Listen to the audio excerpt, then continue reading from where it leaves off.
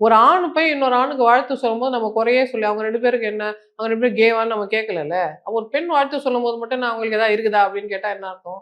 அப்ப நமக்கு வந்து வேண்டியது காசிப் அண்ட் டிராமா. அதனால இல்ல எல்லாத்தையும் அவங்க நம்ம கப்புல்ஸா தானே வந்தாங்க நமக்கு தெரியாது. நமக்கு திருமணத்துல. இன்னும் ஆ. நமக்கு அறிவிக்கல.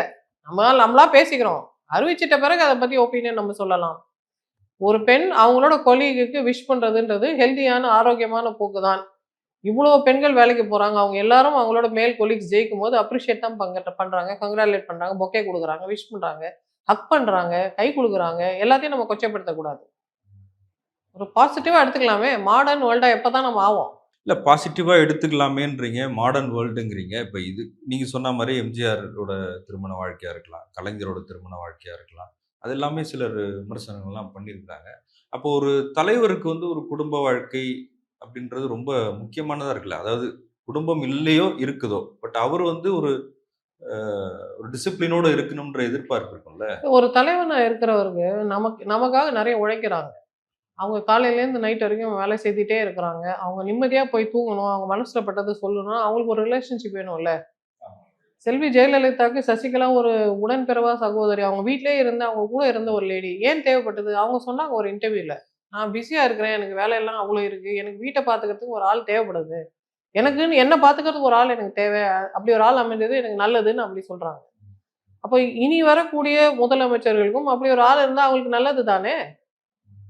அப்படி ஒரு ஆள் இருந்தா தானே நமக்கு அவங்க நல்லா சர்வ் பண்ணுவாங்க. அவங்க தனிமையில தூங்காம கஷ்டப்பட்டு மனக்குமுறலோட இருந்து அப்படியே இருக்கட்டும். பரவால்ல அவங்க போய் சேரட்டும்னு நம்ம சொல்ல முடியாது. ரொம்ப நீடூடி வாழுங்க, நல்லா வாழுங்க, எங்களுக்கு நல்லா வேலை செய்யுங்கன்னு தான் நம்ம சொல்ல முடியும். உங்களுக்கு வேண்டிய சௌகரியங்கள எடுத்துக்கோங்க. உங்களுக்கு வேண்டிய வாழ்க்கை துணைய நீங்க அமைச்சுக்கோங்க. நல்லபடியா வாழுங்க. நல்ல குவாலிட்டி ஆஃப் லைஃப் வச்சுக்கோங்க. பட் எங்கள நல்லபடியா கவனிச்சுக்கோங்க. பட் முந்தின ரிலேஷன்ஷிப் வந்து பிரச்சனை இல்லாம இருக்கணும்ல. எத்திக்கலா எது பண்ணாலும் எங்களுக்கு ஓகே. இப்போ முந்தின மனைவி வந்து என்னோட வாழுங்கன்னு கூப்பிடவே இல்ல. என்ன விவாகரத்து பண்ணி என்ன ஃப்ரீயா விடுங்கன்னு தான் சொல்றாங்க. இவரு ஃப்ரீயா விடலன்றது அவங்களுக்குள்ள என்ன பிரச்சனைன்னு நமக்கு தெரியல. Let them chart it out. எங்களுக்கு இந்த கசமுசாலாம் வேண்டாம். எங்களுக்கு கிளீன், ப்ராப்பர். நாங்க வெளி உலகத்துல போய் எங்க முதலமைச்சர்ன்னு சொன்னா, எங்கள எதுவும் அசிங்கப்படுத்தாத அளவுக்கு நீங்க நல்ல முதலமைச்சரா இருங்க. இன் எவரி பாசிபிள் வே. எங்களுக்கு புடிச்ச முதலமைச்சரோ, நாங்க உங்களுக்கு ஓட்டு போட்டோமோ, ஓட்டு போடலையோ, பட் யூ ரெப்ரசன்ட் அஸ். எங்கள ரெப்ரசன்ட் பண்ணி தான் நீங்க இந்தியா முழுக்க போவீங்க, உலகம் முழுக்க போவீங்க. ஐயா! உங்க ஊர்ல உங்க முதலமைச்சர் இப்படியான்னு கேட்கிற மாரி நீங்க நடந்துக்க கூடாது. உங்களுக்கு குடுக்குற மரியாதை, ஆக்சுவலி அவங்க எங்களுக்கு குடுக்குற மரியாதை. You represent us. அத எப்பவுமே மறக்காதீங்கன்னு தான் நம்ம சொல்ல வேண்டியது.